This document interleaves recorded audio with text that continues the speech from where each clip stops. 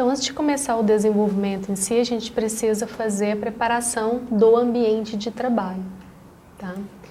Então, aqui no caso, é importante a gente utilizar um servidor web local, né? Uma ferramenta que tenha suporte à linguagem PHP e acesso ao banco de dados, né?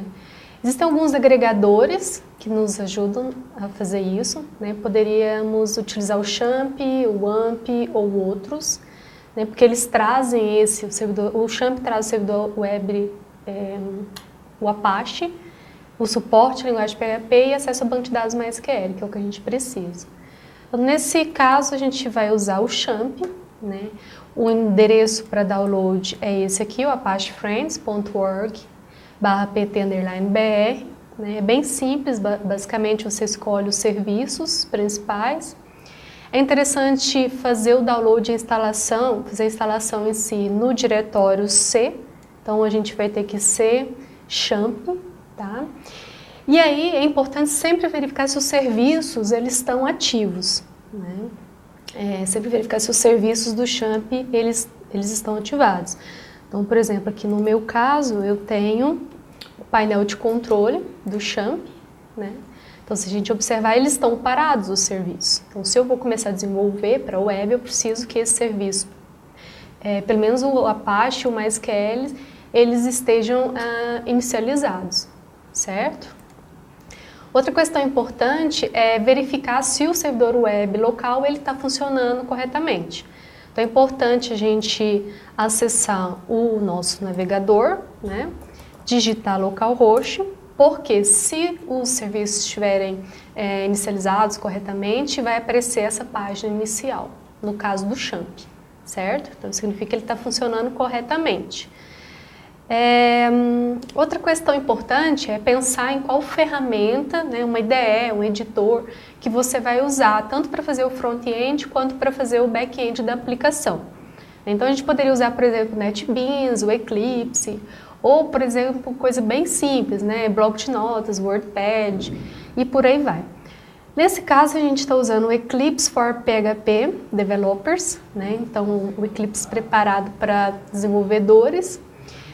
O Eclipse pode ser baixado, a gente pode fazer o download a partir desse endereço aqui, tá? Descompactar o arquivo, renomear para Eclipse, é uma dica, colocar no diretório C, né?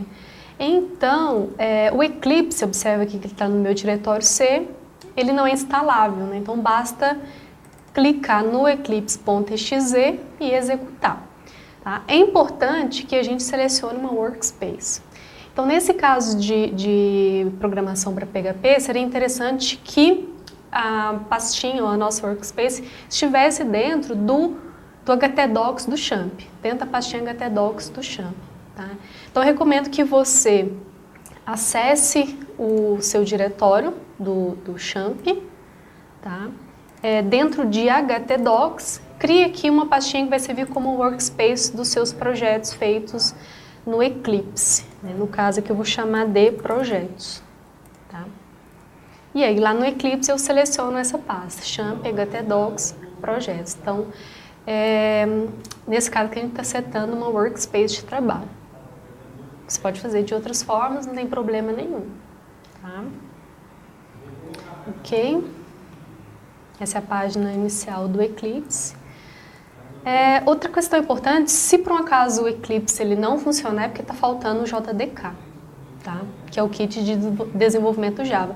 Embora a gente esteja trabalhando com PHP, o Eclipse faz uso de algumas bibliotecas relacionadas ao Java. Então é importante estar ciente de que isso pode acontecer, tá?